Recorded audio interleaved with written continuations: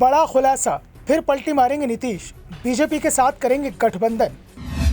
बिहार की राजनीति में तेजस्वी यादव के साथ होगा खेला। नीतीश और मांझी के बीच शुरू हुआ टकराव। हिंदुस्तानी आवाम मोर्चा के प्रमुख जीतन राम मांझी को नीतीश ने क्यों दिया था पार्टी के जेडीयू में विलय और फिर महागठबंधन से अलग होने का विकल्प? क्योंकि मांझी की पार्टी का विलय जेडीयू में चाहते थे नीतीश कुमार।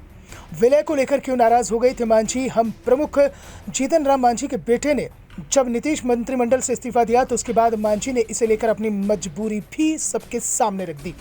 मांझी ने कहा कि नीतीश कुमार दबाव बना रहे थे कि हम विलय जेडीयू में कर दिया जाए, लेकिन हम की कार्यकारिणी के सभी सदस्य इसके खिलाफ थे। अपने अपने नेताओं की सुनी और नीतीश के विलय के प्रस्ताव को ठुकरा दिया।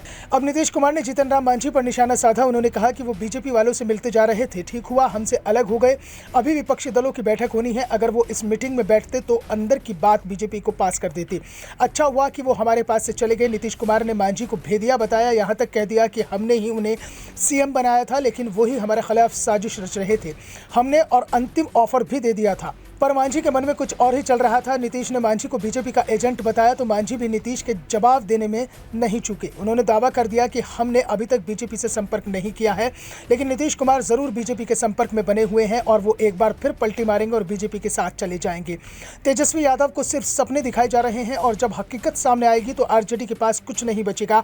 मांझी ने नीतीश से सवाल पूछते हुए कहा, कोई प्रमाण है क्या नीतीश कुमार के पास कि हम बीजेपी से मिलते थे? क्या नीतीश ने बीजेपी के साथ मिलकर सरकार नहीं बनाई?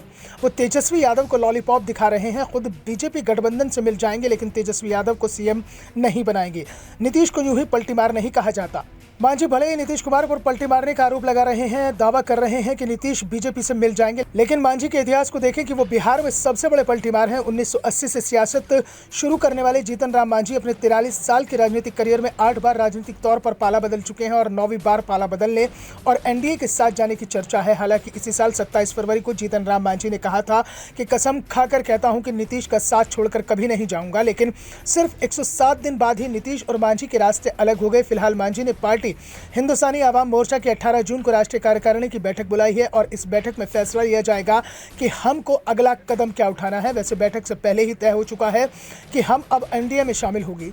इसके संकेत जीतन राम मांझी के बेटे ने बयान में भी दे दिए हैं। अब वो पीएम मोदी की तारीफ कर रहे हैं और दावा कर रहे हैं कि पीएम मोदी की टक्कर का कोई भी चेहरा विपक्ष के पास नहीं है। दरअसल नीतीश कुमार ने पिछले साल बीजेपी से नाता तोड़कर राजद कांग्रेस के साथ मिलकर महागठबंधन की सरकार बनाई थी। इस सरकार में वाम दलों ने बाहर से समर्थन दिया।